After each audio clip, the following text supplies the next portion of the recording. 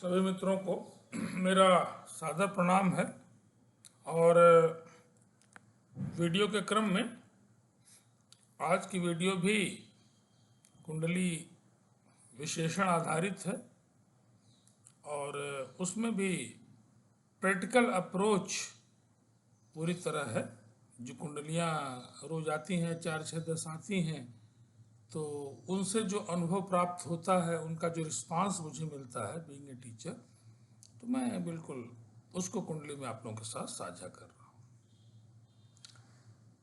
आज का जो विषय है बड़ा इम्पोर्टेंट है, क्योंकि बहुत सारी शंकाएं आई हैं और बहुत सारे क्वेश्चंस आए हैं। कल की मेरी जो वीडियो है बहुत ज़्यादा उसमें तेज़ी से ग्रोथ है और उसमें बहुत सारे क्वेश्चंस भी आए हैं, बहुत सारे कमेंट्स आए हैं कि नीच ग्रह अगर है और वो वर्गोत्तम है तो फिर कैसा प्रभाव होगा। क्योंकि नीच ग्रहों के को देखते ही कुंडली में अमूमन ये होता है कि ये पापी ग्रह हैं और ये आपको कष्ट देंगे, राइट। ये जनरल कॉन्सेप्ट है कि नीच का ग्रह एक पापी ग्रह है और वो आपको मदद नहीं करेगा, बल्कि एक तरह से आपके लिए अपनी दशा अंतरदशा में आपको परेशान करेगा। लेकिन अब आपको ये भी समझना है कि आपका नीच का ग्रह वास्तव में कितना ज़्यादा पीड़ा दे सकता है या कम दे सकता है या एकदम नहीं दे सकता है। उसके जो नीच राशि का प्रभाव है तो वो पूरी तरह से समाप्त तो नहीं हो गया है, ये आपको देखना है। इसके लिए मैं कुछ सूत्र आपको बता रहा हूँ। अपनी कुंडली पे अगर थोड़ी जानकारी है तो आप उस पर इस्तेमाल करिए, और इस्तेमाल करने के साथ साथ आप अगर चाहते हैं कि मुझे बेसिक नहीं आता है, तो मैंने कई बार वेलकम किया है आपको कि मैं आपकी समस्याओं का जो भी संभव होगा वो विश्लेषण के थ्रू निदान बताऊं। आपको ट्रस्ट करना होगा, लेकिन जब तक ट्रस्ट नहीं करेंगे मैं नहीं समझता कि कुछ फल मिलने वाला। अब आपकी कुंडली में अगर कोई नीच का ग्रह है, नीच राशि का ग्रह, पहले तो आपको जानना होगा कि हर एक जो ग्रह हैं उनकी कुछ खूबियां हैं। कुछ राशियां उनकी उच्च की हैं, है ना, या अपने घर की हैं। तो उच्च की कोई राशि अगर उनकी है या अपने घर की, उसकी चर्चा यहाँ नहीं कर। चर्चा किसकी है कि अगर वो नीच राशि का ग्रह है। नीच राशि कैसे आप जानेंगे? दैट इज वेरी सिंपल, वो याद भी हो जाएगा धीरे धीरे आपको कि सूर्य अगर मेष राशि में जहाँ 1 लिखा उच्च का है, तो जब 7 लिखा है तुला, तो फिर क्या है? नीच का है। और शनि में जस्ट अपोजिट है। शनि में उच्च की राशि कौन सी है? जब तुला है, जब 7 लिखा जहाँ सैटर्न है, और अगर 1 लिखा है तो नीच का।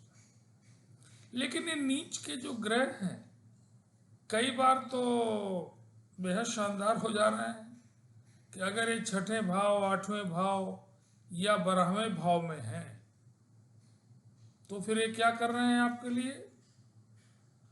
ये आपके लिए अच्छा प्रभाव दे रहे हैं, ये राजयोग दे रहे हैं, ये विपरीत राजयोग दे रहे हैं, मेरा जो अनुभव है। और नीचता कब उसकी प्रभावित नहीं होगी, नीच राशि का होकर भी कब आपका अच्छा कहलाएगा? मान लीजिए कि कोई ग्रह आपका नीच राशि में है, राइट, और उसके साथ एक ऐसा ग्रह बैठ गया जो अपनी ही राशि का है। मान लीजिए कि 5th हाउस में सूर्य नीच के आपके हैं, राइट। नीच क्या का मतलब कि 5वें घर में आपके लग्न से जब आप गिनेंगे तो 5वें घर में 7 लिखा है, राइट, वहाँ सूर्य लिखे हैं। सपोज कि वहाँ पे शुक्र भी हो जाए, शुक्र सूर्य दोनों, तब सूर्य की जो नीचता है ये क्या हो जाएगी? समाप्त हो जाएगी। कोई भी अगर आपका मान लीजिए कि मंगल है साथ में चंद्रमा भी। मंगल आप जानते हैं कि मंगल जो है वो किस राशि में नीच के हैं? कर्क राशि में। जब 4 लिखा, जहां पर भी 4 लिखा है और वहां मंगल लिखा है तो नीच के। और चंद्रमा कर्क राशि में अपने घर के हैं, ये भी पता है आपको। मान लीजिए कोई नीच का राशि का ग्रह बैठा, मान लीजिए 5th हाउस में ही, मान लीजिए वहां 4 लिखा है और वहां पे चंद्रमा है, साथ में मंगल है, तब क्या होगा? मंगल आप कहेंगे कि नीच के हैं, राइट, लेकिन चंद्रमा अपने घर के हैं। तब अब ये मंगल की जो नीचता है, नीच राशि का जो कुप्रभाव है, वो आप पे पड़ने वाला नहीं कहीं पर भी। ये आपको धीरे धीरे अंदाज है कि कौन ग्रह अपने घर का है। अपने घर के एक बार मैं फिर से आपको बता दूं, कुछ याद करने के लिए बड़ा आसान है कि कौन ग्रह अपने घर के हैं। मंगल है तो मेष राशि का और वृश्चिक राशि, मतलब 1 और 8, इनमें अगर मंगल है तो उनके अपने अपनी राशि का, अपने घर का। शुक्र के लिए कौन कौन अपना घर है? 2 और 7, मतलब तुला राशि और वृष राशि। इसी तरह से बुध के लिए कौन अपने राशि के लोग हैं? अपना घर किसको आप कहेंगे? जब 3 लिखा हो, मिथुन राशि का बुध हो या कन्या राशि का बुध है, तो अपने घर का बुध। इसी प्रकार से आपके लिए शनि हमने बताया, सूर्य भी बता दिया आपको, शुक्र भी बता दिया आपको, है ना? तो नीच राशि का ग्रह अगर कोई है तो आप देख लीजिए कि नीच के राशि के ग्रह के साथ कौन बैठा है। अगर अपने घर का ग्रह उसके साथ बैठा है तो उसका नीच का प्रभाव नहीं पड़ेगा। ये एक सूत्र है। दूसरा कैसे चेक करेंगे आप कि हमारे नीच के ग्रह का प्रभाव कम पड़ रहा है या नहीं पड़ रहा है, खत्म हो रहा है? कि एक नीच के राशि के ग्रह को दूसरे नीच के राशि का ग्रह अगर देख ले तो होता ना कि लोहे को लोहा काटता है, पुरानी कहावत है ना। तो एक नीच राशि के ग्रह को दूसरे नीच के राशि का ग्रह अगर देख ले कहीं से कुंडली में, तो जो नीच राशि का प्रभाव है वो क्या हो जाएगा? समाप्त हो जाएगा, या ना के बराबर, निग्लेजिबल हो जाएगा। निग्लेजिबल को भी हम लोग समाप्त में ले लेते हैं। जैसे एक एग्जाम्पल दिखाएं कि आपके लग्न में 7 लिखा है, ठीक, और वहां पे मान लीजिए कि सूर्य लिखा है, सूर्य, और वहां से जब आप गिने तो 7, मतलब 1 2 3 4 5 6 7, तो 7 8 9 10 11 12 और फिर 1। तो आपके 7वें घर में लग्न सबसे ऊपर है, लग्न के ठीक नीचे जो राशि लिखी 1 लिखी। एक हाइपोथेटिकल मैं बता रहा हूं कि लग्न में 7 लिखा, सूर्य लिखा है, और आपके 7वें भाव में 1 लिखा है और वहां शनि लिखा है। तो आपको तो पता है कि शनि नीच के हो गए यहाँ पे और वहां सूर्य नीच के हो गए और आमने सामने है। तो एक नीच का राशि दूसरे नीच के राशि को देख रहा है तो क्या हो जाएगा? समाप्त हो जाएगा, है कि नहीं? तो इससे भी नीचता खत्म हो। दूसरी चीज, वर्गोत्तम का हमने बताया है कि कोई नीच राशि का ग्रह है, राइट, लेकिन वो वर्गोत्तम है। वर्गोत्तम के बारे में मैंने कल क्लियर पिक्चर दिखा दी थी। बड़ा आसान है कि लग्न कुंडली में जो ग्रह की राशि है ऑटोमेटिकली चंद्र में होगी ही होगी, लेकिन नवमांश में जरूरी नहीं कि वो हो। इसलिए आप चार्ट में नवमांश में जाएं और देखें। अगर राशि नहीं बदल रही है, प्लेनेट की राशि नहीं चेंज हो रही है, तो वो प्लेनेट आपका क्या कहलाएगा? वर्गोत्तम कहलाएगा। तब वो चाहे नीच राशि का हो, चाहे किसी राशि का हो, अगर वो वर्गोत्तम हो गया तो सारे प्रभाव खत्म। वर्गोत्तम ग्रह के साथ अगर उसका कोई दुश्मन भी है तो भी वो वर्गोत्तम ग्रह में इतनी पावर है कि आपके लिए उसकी दुश्मनी का असर होने वाला नहीं। वर्गोत्तम इतना पावरफुल है कि उसके साथ नीच के ग्रह लगे हैं, ग्रहण दोष वाले लगे हैं, विषयोग वाले कोई लगा हो, अगर प्लेनेट वर्गोत्तम हो गया तो सारे के सारे दोषों को अकेले अपने ओढ़ने की क्षमता रखता है। आपका अहित जो उस नीच के या जो विपरीत ग्रह है उसके द्वारा होने की जो संभावना है उसको पूरी तरह क्या कर देगा? वो नलिफाई, खत्म कर देगा। तो नीच का ग्रह नीच भंग राजयोग भी आपको दे रहा है। नीच का ग्रह है, नीचता अगर भंग हो गई उसकी, जैसे मैंने अभी बताया सूर्य वहां पे है 7 नंबर में और शुक्र भी हैं, तो नीचता तो भंग हुई ही, एक नई उपलब्धि आपकी कुंडली मिल जाएगी, उसको बोलते हैं नीच भंग राजयोग में आ जाए। राजयोग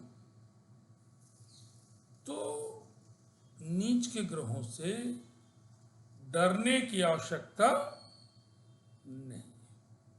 बिना विश्लेषण किए केवल लग्न में आपने देखा किसी नीच ग्रह को और आप भयभीत हो गए, तो मुझे नहीं लगता कि उचित होगा। भयभीत तो ऐसे भी नहीं होना चाहिए। अगर कुछ अहित का लगता है तो no doubt there is a remedies. मैंने पहले बताया कि संसार में अगर रोग पैदा हुए, ये नहीं साहब रोग पैदा ही नहीं होते, रोग तो नेचुरल प्रोसेस है। रोग अगर है, आयुर्वेद में बताया जाता है कि रोग है तो जड़ों वनों में भगवान ने कहीं कहीं जड़ी बूटी या कुछ ऐसा दिया होगा कि उसका निदान होगा, कोई रोग निदान होगा। ऐसे ही अगर नीच का ग्रह है तो उसकी रेमेडीज भी हैं, लेकिन आप रेमेडी एकाएक मत करने लगिए। पहले आप चेक कर लीजिए कि भाई वास्तव में ये नीच का ग्रह हमें हानि पहुंचा रहा है या इसकी नीचता भंग हो रही है, देख लीजिए। बिना देखे,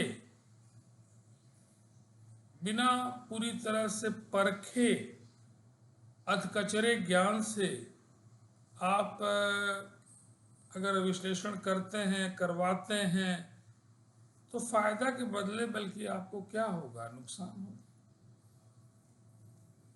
तो ये बड़ा जरूरी है कि पहले आप कुंडली का निरीक्षण करें, करवाएं, अच्छी तरह से कुंडली को पूरा ठोक बजा के हर दृष्टि से देख लें, और देखने के बाद तब फिर आप जो है निर्णय लें। उस लेने में भी मोर देन वन ओपिनियन लें अगर आप नए हैं अभी, और उन लोगों से ओपिनियन लें जिनका एक लंबा अनुभव है। किताबें पढ़ने से, यूट्यूब देखने से केवल परिपक्वता नहीं आएगी जब तक प्रैक्टिकल नॉलेज नहीं होगा। प्रैक्टिकल नॉलेज का मतलब ऐसे लोगों के यहाँ कंसल्ट करिए जो 1500 आदमी की कुंडली देख चुके हैं। रोज 2-4 आदमी को जो आप कुंडली देख रहे हैं उनसे आप कंसल्ट करिए। कंसल्ट करने में कोई बुराई नहीं। तो मेरा यही आग्रह पुनः है कि नीच के ग्रहों की जो कुप्रभाव है उसका विश्लेषण करने के बाद ही फिर रेमेडीज पे आप जाइए। तो चलिए, बहुत ही अच्छा है।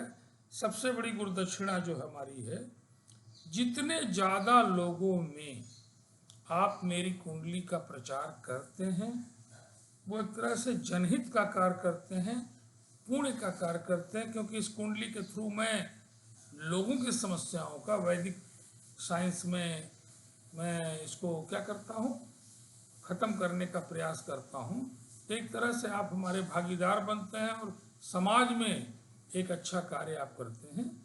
तो मेरी कुंडली का ज़्यादा से ज़्यादा लोगों में आपसे निवेदन है कि सब्सक्राइब कर दें और लोगों को शेयर कर दें, लाइक कर दें अच्छा लगे तो। और कुंडली को हमेशा स्टार्टिंग में ही देख के बंद मत किया करिए, क्योंकि लेक्चर हम लोग देते रहे हैं, सुनते आए हैं कि जब आप देखेंगे बड़े बड़े जो ओरेटर हैं, जो लेक्चर देते हैं, अगर एमएससी लेवल का नैनो टेक्नोलॉजी पे लेक्चर है, ये चूँकि मटेरियल साइंस में आईटी कानपुर में जगहों पे ये अवसर प्राप्त होता था कि लेक्चर अक्सर होते रहते थे, खास करके बीएचयू मटेरियल साइंस में तो मैंने इसका बड़ा आनंद लिया है। तो बड़ा से बड़ा जो आदमी है वो आपको बताने के लिए हाई स्कूल की चीज़ बताने लगता है कि नैनो टेक्नोलॉजी में आपको पहले बताने लगेगा कोवेलेंट बॉन्डिंग क्या है, मॉलिक्यूलर साइज क्या है, फलाना क्या है। अब उसी समय आप उठ के चले जाएं तो आगे चल के 10 मिनट बाद जो वो चीज़ें आएंगी जो इंजॉय देंगी आपको, उससे आप क्या हो जाएंगे, वंचित हो जाएंगे। आप कहेंगे अरे सर क्या ही पढ़ा रहा है, ये तो कक्षा 8, 9, 10 में पढ़ाई चीज़ है, इतना बड़ा प्रोफेसर सुन के मैं आया था सुनने, पता नहीं क्या पढ़ा। No, it is wrong like that. ये रिदम धीरे धीरे धीरे धीरे धीरे बढ़ता है। क्यों? बीइंग ए टीचर में स्टार्टिंग में ही आपको रिदम में नहीं ला सकता। मैं आपको बेसिक चीज़ से प्रयास करता हूँ कि आप धीरे धीरे खुद भी सीखें। क्यों? क्योंकि किसी से एनालाइज कराने के पहले अगर कुछ भी थोड़ा मोड़ा बेसिक नॉलेज है, अब आपको पता है बेसिक नॉलेज कि हमारे लूज मोशन में नाफास्टीजेड ले लेना है, मेट्रोजिल ले लेना है, फिर उसके बाद आप गए नहीं, प्रॉब्लम अल्ट्रासाउंड होगा, कुछ होगा, फैटी लीवर है क्या देखा जाएगा, लेकिन आपको इमीडिएट तो कुछ आना चाहिए। इसलिए लेक्चर को जो भी विश्लेषण का या केमिस्ट्री का या मोटिवेशनल लेक्चर है, स्टार्टिंग में ही अगर आप 2 मिनट 4 मिनट सुन के छोड़ते हैं अपना एक बहुत बड़ा लॉस करते हैं। तो याद रखिए, किसी के लेक्चर, नॉट माई, जीवन में भी किसी का भाषण है, कुछ है, आप उसको पेशेंस के साथ थोड़ा सुनिए तो आपको लगेगा कि उसमें क्या तत्व है और उस तत्व को आप ले लीजिए। थोथा जे दे उड़ाए, आपने सुना है, सार सार ले लीजिए। तो पुनः एक अच्छा श्रोता होना भी एक बहुत बड़ी क्वालिटी है। तो बहुत बहुत आप सभी लोगों को मेरा पुनः प्रणाम है और प्रयास रहेगा कि ये कंटिन्यूएशन बना रहे। कभी कभी दैनिक चीज़ों में मैं उलझ जाता हूँ, ये कंटिन्यूएशन बंद हो जाता है, मैं दुखी भी होता हूँ, लेकिन प्रयास यही होगा कि आपकी जन समस्याओं के लिए मैं बराबर आपके साथ रहूँ। और मेरे व्हाट्सएप नंबर पे, मैं व्हाट्सएप निश्चित रूप से देखता हूँ और रिप्लाई भी आपको दूंगा। व्हाट्सएप नंबर है मेरा 9412012236, 94 120 122 और फिर 36। मेल पे भी आप कुछ डाल सकते हैं, है ना। मेल में बहुत आसान है। कमल मेरा नाम है, KAMAL, छोटे में सब, कमल, SRVSTV, श्रीवास्तव नहीं क्योंकि उससे आ नहीं रहा था, SRVSTV06@gmail.com। तो कहीं पर भी आप अगर मेरे संपर्क में आप आते हैं तो जरूर आपकी पूरी मदद मेरे द्वारा होगी। और ईमानदारी के साथ, मैं जब तक कुंडली देख न लूँ, मेरी एक आदत में है, तब तक मैं झूठे में आपसे कोई बात नहीं कर सकता। और कुंडली विश्लेषण के लिए 3 डाटा की आवश्यकता है: date of birth, time of birth in AM और PM, and place of birth district level या मार्केट लेवल जो हमारे कंप्यूटर में आ जाए, टाउन एरिया लेवल पे। और साथ साथ जो विश्लेषण है ये मुझसे आप ऑडियो में जब चाहें तब करवाने के बाद रख सकते हैं। मेरे पास ये सेव्ड हो जाती है, टाइम टू टाइम उसके गोचर, उसकी दशाओं के बदलने से आप मुझसे क्या कर सकते हैं, कंसल्ट करते हैं। फैमिली डॉक्टर की तरह मैं आपकी समस्याओं का, आपके घर भर की समस्याओं के, बच्चों के, परिवार के सदस्यों की समस्याओं का ज्योतिषी विश्लेषण जो मेरा अनुभव है वो मैं निश्चित रूप से आपको दूंगा और आप उसका लाभ ले सकते हैं। बहुत बहुत आप सभी लोगों को मेरा पुनः प्रणाम है और इसी उम्मीद के साथ कि मेरी वीडियो को ज़्यादा से ज़्यादा लोगों में आप बढ़ाएंगे और हमारे हौसले को क्या करेंगे और बढ़ाएंगे। तो चलिए, बहुत बहुत आप सभी लोगों को पुनः प्रणाम।